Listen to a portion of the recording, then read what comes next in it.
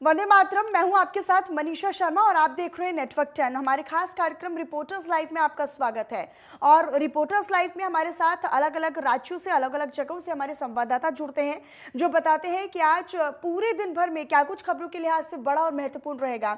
और चर्चा की शुरुआत कर लेते हैं। हमारे दो संवाददाता हमारे साथ लाइव जुड़े हुए। फिलहाल गुलशन सैफी दिल्ली से हमारे संवाददाता लाइव जुड़े हुए हैं, और उनके अलावा सूरज झारखंड से हमारे संवाददाता लाइव जुड़े हुए हैं। लेकिन सबसे पहले दिल्ली का रुख करेंगे। गुलशन, दिल्ली की अगर बात करें तो यहाँ पर आज क्या कुछ खबरों के लिहाज से महत्वपूर्ण और बड़ा रहेगा? किन तमाम बड़ी खबरों पर नेटवर्क 10 की आज पूरे दिन नजर बनी रहेगी? जी बिल्कुल, मैं आपको बता दूं कि जिस तरह अतिक्रमण को लेकर अभी बात चल रही है, अतिक्रमण हटेगा 9 तारीख से ड्राइव शुरू होने जा रही है, वो सबसे बड़ी अहम खबर रहेगी दिल्ली के अंदर। क्योंकि दिल्ली में करीब जो अतिक्रमण है उसको हटाने के नाम पर जो बुलडोजर की राजनीति हो रही है, दोनों ही पक्ष लाभ लेना चाहते हैं, चाहे वो सत्ता पक्ष है, विपक्ष, दोनों ही अपने अपने तरीके से इस पर अपनी फसल बोना चाहते हैं। वो फसल कितनी लहराएगी और उसको कौन किस तरीके से काट पाएगा, ये तो आने वाला समय बताएगा। लेकिन फिलहाल जो बुलडोजर है उसको अतिक्रमण के नाम पर राजनीति चरम पर है। चाहे पक्ष में आपको बता दूं कि जो दक्षिण दिल्ली नगर निगम के मुकेश सूर्या महापौर है, उन्होंने कई जगह ऐसी चिन्हित की, जैसे जसोला, जैतपुर, कालिंदी कुंज और खासतौर पर शाहीन बाग, जहां पर इस तरह के अवैध अतिक्रमण हटाए जाएंगे। उनका साफ तौर पर कहना है कि ये लोग जो अतिक्रमण के नाम पर यहाँ पर रह रहे हैं, इनको हटाना जरूरी हो गया, क्योंकि दिल्ली की साफ सफाई और सुंदरता पर और व्यवस्था पर, साथ में देखिए सुंदरता और व्यवस्था पर दोनों पर ये सवालिया निशान खड़े करते हैं। तो लिहाजा अतिक्रमण मुक्त करने की बात की जाएगी। तो वही विपक्ष इस बात को लेकर राजनीति करता है कि 15 साल से एनसीडी में जो है भाजपा की सरकार है, लेकिन अब जब उन्हें लग रहा है कि वो चुनाव हार रहे तो वो बुलडोजर की राजनीति पर उतर आए। तो लेकिन दोनों ही पक्ष आरोप और प्रत्यारोप लगाते हैं, किसके आरोप कितने सही है ये तो वक्त बताएगा। ठीक, गुलशन बने रहिएगा हमारे साथ, लौटूंगी आपके पास। सूरज, झारखंड की अगर बात करें तो झारखंड में आज खबरों के लिहाज से क्या कुछ महत्वपूर्ण, कितना कुछ बड़ा रहेगा? किन तमाम बड़ी खबरों पर नेटवर्क 10 की आज पूरे दिन नजर रहेगी झारखंड की अगर बात करें तो? सूरज देखिए मनीषा, अगर बड़ी खबर की बात करें तो आपने देखा कि झारखंड के मुख्यमंत्री हेमंत सोरेन की मुश्किलें लगातार बढ़ती जा रही है। आपने देखा कि केंद्रीय चुनाव आयोग की तरफ से परसों उन्हें एक नोटिस जारी किया था। उसमें यह कहा गया कि आखिरकार हेमंत सोरेन के ऊपर खनन के जो पट्टे का जो मामले है, उस पर जो आरोप लगे उस पर कार्रवाई क्यों नहीं किया जाए। लेकिन ये मामला बिल्कुल भी शांत नहीं हुआ था। लेकिन कुछ कल ही एक ये खबर आ रही थी सूत्र के हवाले से, जो खबर है कि मुख्यमंत्री को लेकर जो चुनाव आयोग है उन्होंने दो मामले को लेकर और नोटिस जारी करने की बात कही है। यहाँ पे जो सूत्र बता रहे हैं, तो ये कहीं ना कहीं कह सकते हैं कि झारखंड के जो मुख्यमंत्री है हेमंत सोरेन, जो उनकी मुश्किलें है लगातार बढ़ती जा रही है। आपने देखा कि मामलों को लेकर आज दीपक प्रकाश, जो झारखंड के प्रदेश अध्यक्ष है बीजेपी के, वो अमित शाह से और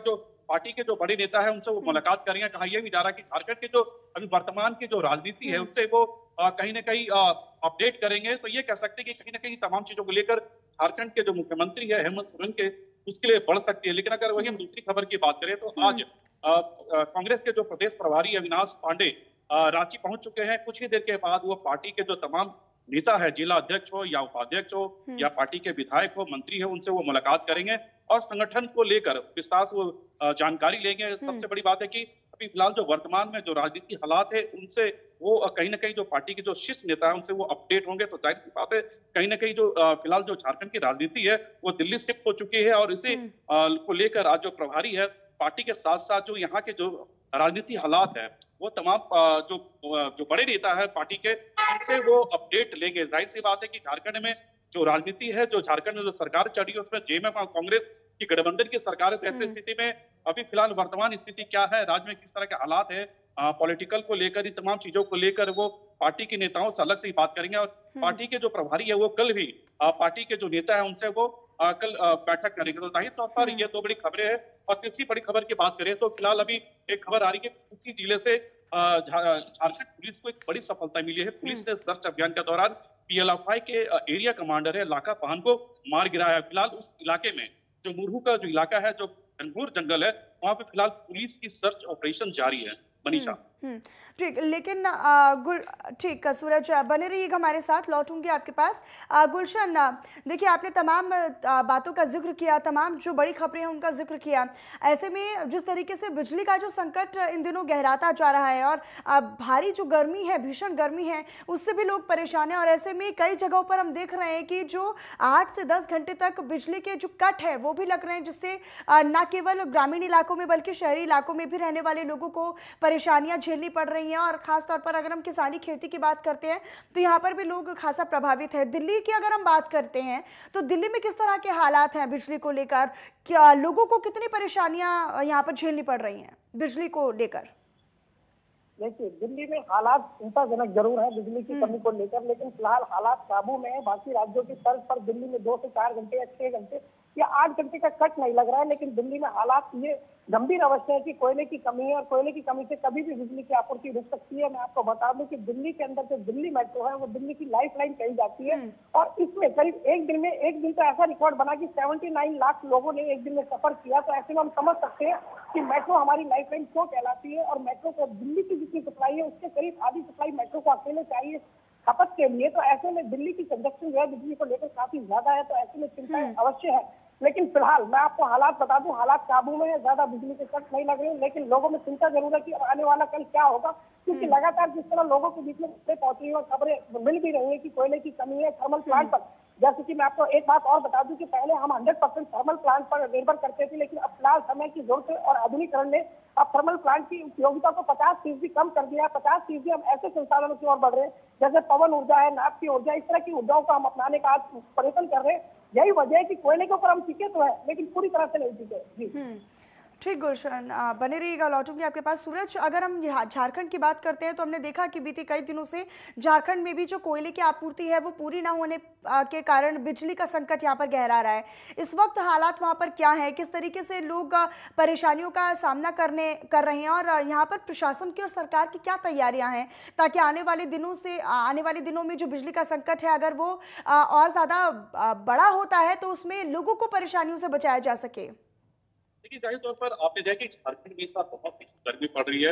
आपने देखा कि जो भी तमाम जो स्कूलें हैं उनकी समय सारणी में फेरबदल की गई है और सबसे बड़ी बात है कि भीषण गर्मी के वजह से झारखंड में बिजली की स्थिति लगातार चरमराती यहाँ पे नजर आ रही है। आपने देखा कि वो झारखंड जो पूरे प्रदेश को, पूरे देश को कोयला देता है और आज उन्हीं प्रदेश में कोयले की कमी है जिसके वजह से ब्लैकआउट की स्थिति पूरे झारखंड में बनी हुई है। 12 से 15 घंटे तक झारखंड में बिजली नहीं रहती। खासकर राजधानी की बात करें, जमशेदपुर की बात करें जो लौ नगरी है, इसके अलावा अन्य राज्यों की बात करें, 24 घंटे में मात्र 10 से 11 ही घंटे यहाँ पे लोगों को बिजली मिल पा रही है, जिससे लोगों को काफी परेशानियों का सामना करना पड़ रहा है। ये सिर्फ प्रदेश की बात नहीं बल्कि आपने देखा कि कोयले को लेकर पूरे प्रदेश में हाहाकार मची हुई है। और आपने देखा कि अन्य राज्यों की बात करें तो अन्य राज्यों में कमोबेश यही, लेकिन झारखंड एक ऐसा प्रदेश है जिससे लोगों की अपेक्षाएं होती है कि झारखंड में सबसे ज्यादा कोयला और इस कोयले की वजह से चाहे देश हो चाहे विदेश हो, हर जगह झारखंड से ये कोयला का निर्यात यहाँ होता है। लेकिन ऐसी स्थिति में झारखंड में बिजली की समस्या की अगर बात करें तो बहुत चिंताजनक है और ऐसे स्थिति में सरकार भी कहीं ना कहीं यहाँ पे पौनी नजर आ रही कि सरकार से भी लोगों के कई ऐसे शिकायतें हैं। आपने देखा कि विपक्ष की तरफ से कई ऐसे तमाम मुद्दों को लेकर राजभवन के भी घेराव उन्होंने किया था विपक्ष की तरफ से। आपने देखा कि पूरे प्रदेश के हर जिले में बिजली समस्या को लेकर लगातार यहाँ पे लोगों ने आवाजें उठाई है, लेकिन कहीं ना कहीं सरकार की तरफ से इस दुरुस्त की भूमिका में सरकार यहाँ पे नजर नहीं आ रही, क्योंकि सरकार भी कहीं ना कहीं तमाम चीजों को लेकर यहाँ पे चुप्पी साधी हुई, लेकिन इन तमाम चीजों को लेकर जो जनता है वो कहीं ना कहीं पूरी तरह से परेशान नजर आ रही है। और बिल्कुल सूरज, कहीं ना कहीं लोग परेशान हैं तो सरकारों की तरफ से क्या कुछ इंतजाम है वो भी बेहद महत्वपूर्ण है। और अगर इंतजाम नहीं है तो जल्द ही जिस तरीके से आने वाले दिनों में लोगों को परेशानियां झेलनी पड़ सकती हैं, उसके लिए सरकार को अभी से ही तैयार रहने की जरूरत है और अपनी कार्य योजना तैयार करने की जरूरत है। सूरज, आप बने रहिएगा, लौटूंगे आपके पास, और गुलशन आप भी बने रहिएगा। वक्त एक छोटे से ब्रेक का है, आप बने रहिए नेटवर्क 10 के साथ।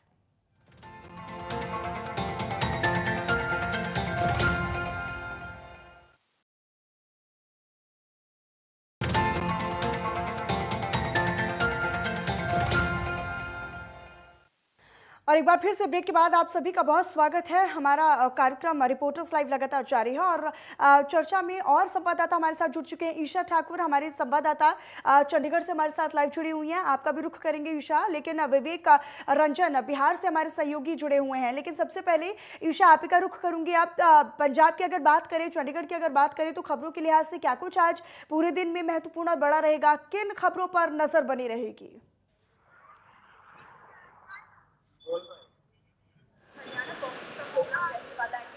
और नए अध्यक्ष यहाँ पर विभाग को बनाया गया है, मुख्यमंत्री भूपेंद्र सिंह हुड्डा की काफी करीबी हैं। और जिस तरीके से कुमारी शैलजा को लेकर जो हुड्डा है वो एकजुट हो गया था, लगातार ये मांग कर रहा था तो साल बाद हरियाणा में भी चुनाव होने हैं, तो ऐसे में जो मुख्यमंत्री का चेहरा है कांग्रेस की तरफ से भूपेंद्र सिंह हुड्डा हो सकते हैं। और हुड्डा कहीं ना कहीं समाज साधु थे जो समर्थक है या उनकी जो किया जाए, तो ऐसे में विभाग को प्रदेश अध्यक्ष की कमान सौंप दी गई है। आज वो पदभार संभालने वाले हैं और एक बहुत बड़ा कार्यक्रम चंडीगढ़ में जो हरियाणा। ईशा बने रहिएगा, लौटूंगी आपके पास। विवेक हमारे साथ हमारे सहयोगी बिहार से जुड़े हुए हैं। विवेक, बिहार की अगर बात करें तो आज राज्य में खबरों के लिहाज से क्या कुछ महत्वपूर्ण और कितना कुछ बड़ा रहेगा, किन खबरों पर नजर बनी रहेगी आज पूरे दिन बिहार में?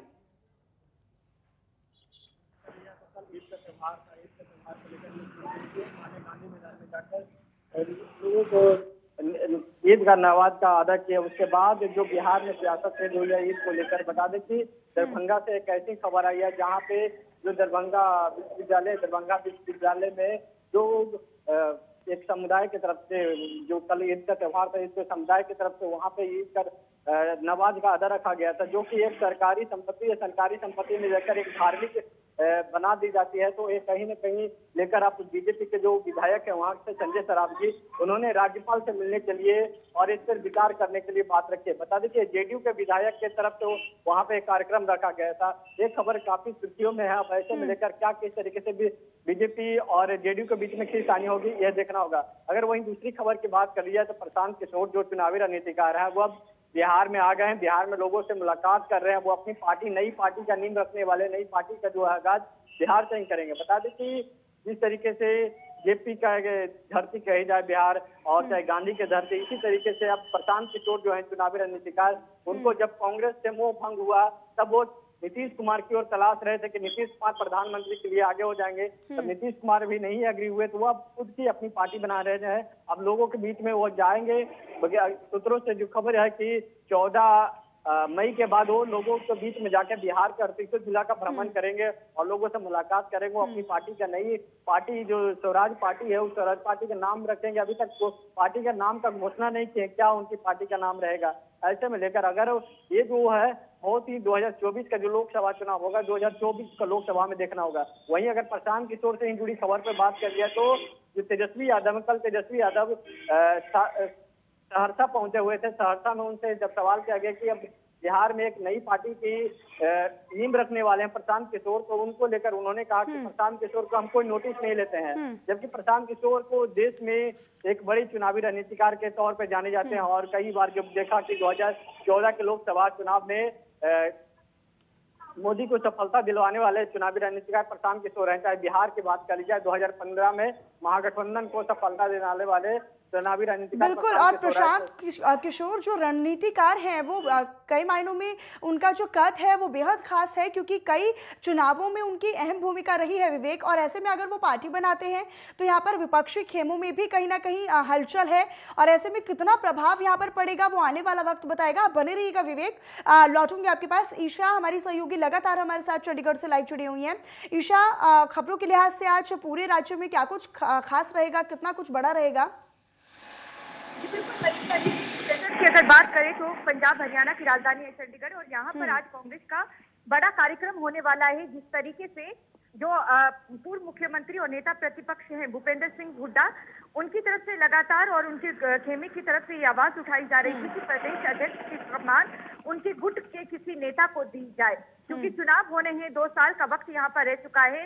तो ऐसे में मुख्यमंत्री का चेहरा कांग्रेस अगर बनाना चाहेगी तो पूर्व मुख्यमंत्री भूपेंद्र सिंह हुड्डा ही अभी तक माना जा रहा है, उनके नेतृत्व में यहाँ पर कांग्रेस चुनाव में मैदान में उतरेगी। तो ऐसे में जो उदय भान है, जो हुड्डा ग्रुप के माने जाते हैं और भूपेंद्र सिंह हुड्डा के काफी करीबी हैं, वो आज 4 बजे चंडीगढ़ स्थित जो हरियाणा कांग्रेस कार्यालय है वहां पर अपना पदभार संभालेंगे और उनके साथ साथ जो 4 कार्यकारी अध्यक्ष भी बनाए गए हैं वो भी अपना पदभार आज संभालने वाले हैं। एक बड़ा कार्यक्रम यहाँ पर आयोजित किया गया है और कुंडली बॉर्डर से अगर बात करें, कांग्रेस का जो काफिला है वो रवाना हो चुका है और पूरे हरियाणा से जो स्वागत है उदय भान और पूर्व मुख्यमंत्री भूपेंद्र सिंह हुड्डा का किया जाएगा उनके समर्थकों की तरफ से। और 4 बजे का कार्यक्रम तय है जब ये अपना पदभार यहाँ पर संभालेंगे। इससे पहले कुमारी शैलजा प्रदेश अध्यक्षा थी, लेकिन उनके खिलाफ जो हुड्डा गुट है लगातार आवाज बुलंद कर रहा था कि उन्हें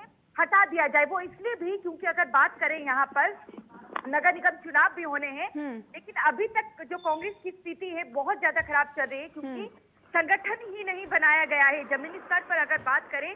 क्योंकि अगर आपको अपनी पार्टी के कार्यों को जन जन तक ले जाना है तो उसके लिए संगठन बनाना बहुत जरूरी है, लेकिन कांग्रेस की तरफ से अभी तक ये संगठन नहीं बनाया गया है। यही वजह है कि ऐसे में जो कुमारी शैलजा है उन्हें हटा दिया गया है। लेकिन इसी के साथ जो कांग्रेस है वो हरियाणा में भी उसकी गुटबाजी अपने चरम पर पहुंच चुकी है।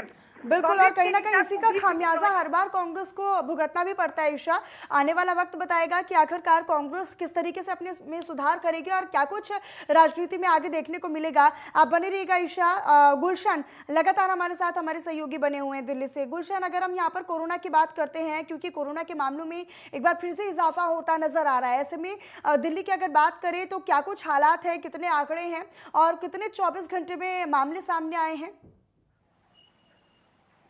जी मनीषा, कोरोना को लेकर के हालात में आपको बता दूं कि एक तरफ कोरोना के केस जरूर बढ़े हैं, लेकिन पॉजिटिविटी रेट में एक मामूली सी कमी आई है। जो 6.14 पॉजिटिविटी रेट थी वो आज घटकर 5.97 रह गई है और करीब 5,997 नए केस आए। करीब अगर 3 या 4 पेशेंट और मिला दे तो करीब 6,000 केस एक दिन में आए हैं, लेकिन बावजूद उसके पॉजिटिविटी रेट घटी है और 1211 कंटेनमेंट जोन फिलहाल दिल्ली में है। लेकिन दिल्ली में हालात सामान्य और काबू में नजर आते हैं, लेकिन जिस तरह मरीजों की संख्या बढ़ रही है उसको लेकर चिंताएं जरूर जाहिर की जा सकती है कि आखिर आने वाला कल कैसा होगा।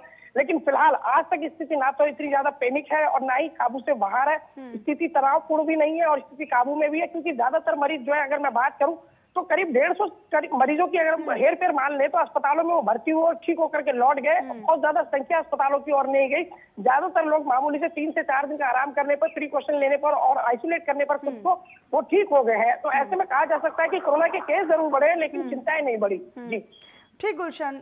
सूरज हमारे सहयोगी लगातार हमारे साथ झारखंड से बने हुए हैं। सूरज, अगर हम यहाँ पर आने वाले दिनों में बिजली के संकट की अगर हम बात करें, क्योंकि झारखंड इसलिए महत्वपूर्ण हो जाता है क्योंकि एक तो यहाँ पर कोयले की आपूर्ति के लिए खनन यहाँ पर है, कोयला खनन यहाँ पर है बड़ी संख्या में, लेकिन ऐसे में सबसे ज़्यादा जो राज्य अभी फिलहाल बिजली के संकट से जूझ रहा है वो झारखंड है। ऐसे में व्यवस्थाएँ क्या कुछ हैं सरकार की तरफ से ताकि आने वाले दिनों में और ज़्यादा परेशानी ना हो?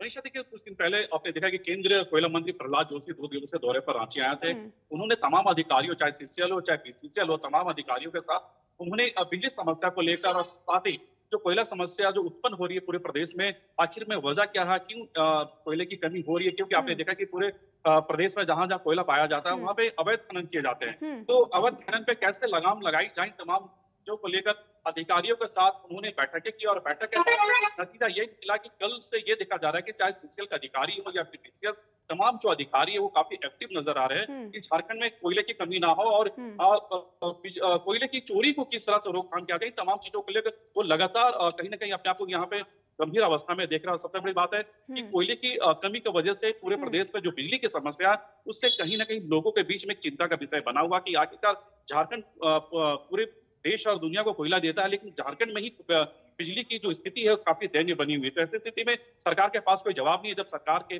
से जब लोग या फिर विपक्ष या फिर अन्य जो लोग हैं वो अगर जवाब मांगते हैं तो सरकार का साफ कहना कि हमारी सरकार गंभीर इन तमाम चीजों को लेकर बहुत जल्द इसे सॉर्ट आउट करेगी। लेकिन कहा यह भी जा रहा कि केंद्र सरकार के ऊपर भी कहीं ना कहीं जो झारखंड की सरकार वो टिकरा फोड़ते नजर आती है। उसका कहना है कि केंद्र सरकार के पास में काफी बकाया है, वो बकाये को किया जाए। लेकिन झारखंड में एक ऐसी जो कंपनी है जो बिजली उत्पादन करती है वो डीवीसी का भी करोड़ों रुपए की बकाया है झारखंड सरकार के ऊपर है। तो ऐसी स्थिति में डीवीसी भी यहाँ पे अभी बीच में बिजली की कटआउट की जाती है। और आने वाले दिनों में सरकार की तरफ से क्या कार्य योजना रहती है, क्या तैयारी रहती है, ताकि आने वाले समय में जब बिजली की इतनी भारी किल्लत है और ऐसे में तैयारी क्या रहेगी वो महत्वपूर्ण रहेगा। सूरज, आपका बहुत शुक्रिया इस तमाम जानकारी के लिए। गुलशन, आपका भी बहुत शुक्रिया। ईशा, आपका भी बहुत शुक्रिया। और विवेक, आपका भी बहुत धन्यवाद इस तमाम जानकारी और अपडेट के लिए। और चलिए फिलहाल इसी के साथ रिपोर्टर्स लाइव में बस इतना ही। बाकी तमाम खबरों के लिए आप बने रहिएगा नेटवर्क 10 के साथ। जय हिंद।